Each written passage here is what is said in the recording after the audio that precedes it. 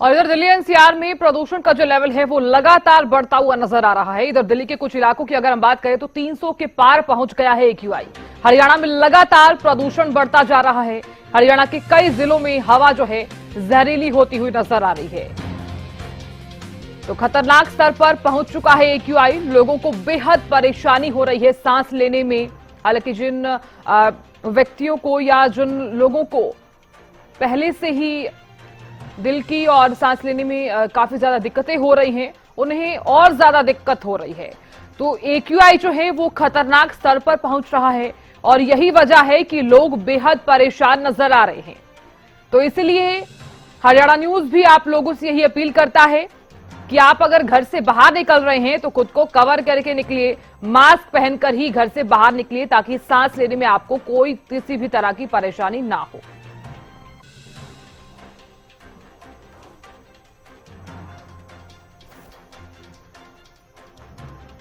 और चलिए अब जान लेते हैं कि सोनीपत में कितना AQI लेवल जो है वो बढ़ता हुआ नजर आ रहा है। हमारे संवाददाता सोनीपत से लाजपत जुड़ गए हैं। लाजपत, प्रदूषण का जो स्तर है वो लगातार बढ़ता हुआ नजर आ रहा है और यही वजह है कि लोगों को बेहद परेशानियां हो रही है।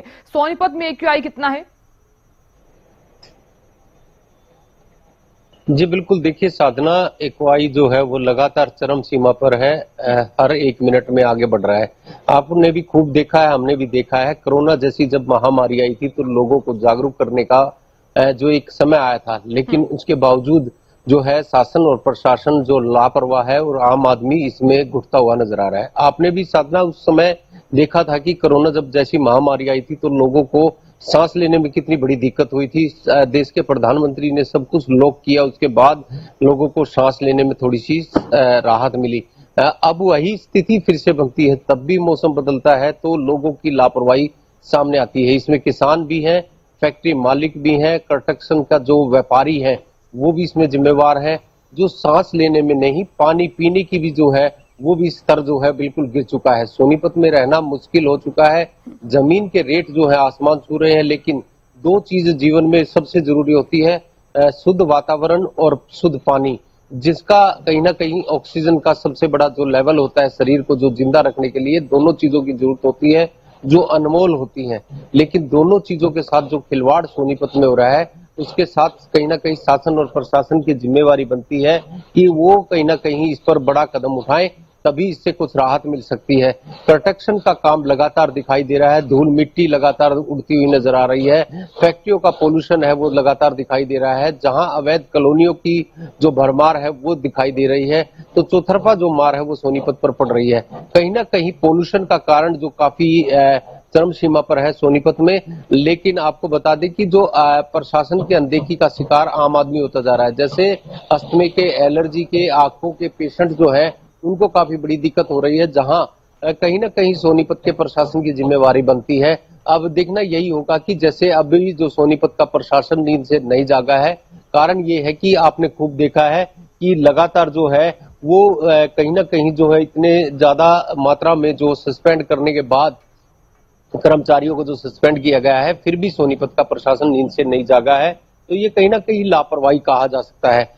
जो आप मेरे पीछे भी देख रहे होंगे कि जो पेड़ है वो बिल्कुल धुंधले दिखाई दे रहे हैं, जिसका कारण पोल्यूशन का है, धूल मिट्टी का है। और धूल मिट्टी के भी कारण जो काफी पोल्यूशन बढ़ता है। अब मौसम जैसे जैसे करवट बदलेगा, माफ कीजिए, पोल्यूशन की वजह से सांस लेने में भी परेशानी हो रही है। जहां आपको बता दें कि लगातार सोनीपत में अनेक राज्य के नहीं, पूरा वर्ल्ड जो यहाँ पर बसता है, अलग अलग देशों के लोग यहाँ पर हैं, बच्चे हैं शिक्षा प्राप्त करने के लिए कॉलेज स्कूलों में यहाँ पर एडमिशन लिया है। लेकिन सोनीपत के प्रशासन की लापरवाही का कारण आम आदमी होता नजर आ रहा है। साधना, आपने भी खूब देखा है, कोरोना जैसी महामारी में आपने भी खूब भारत को जागरूक करने का प्रयास किया। फिर से हरियाणा न्यूज की टीम जो है लोगों से अपील करती है कि अगर आपको अपने आप को सुरक्षित रखना है तो चेहरे पर मास्क लगाकर जरूर निकले। खासकर जो अस्थमे के, एलर्जी के जो लोग हैं वो अपने आप को अगर सुरक्षित रखना चाहते हैं तो अपने आप को जरूर जो कवर कर निकले। डॉक्टर के नजदीक जो है अपनी सलाह लेते रहें और खाने पीने का जरूर ध्यान रखें। सबसे बड़ी बात है कि जो कंस्ट्रक्शन का काम है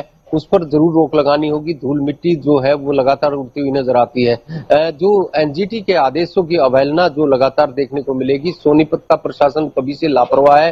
फैक्ट्री एरिया काफी बड़ा होने की वजह से जब खुले में वेस्टेज डालते हैं उनमें आग लगा देते हैं।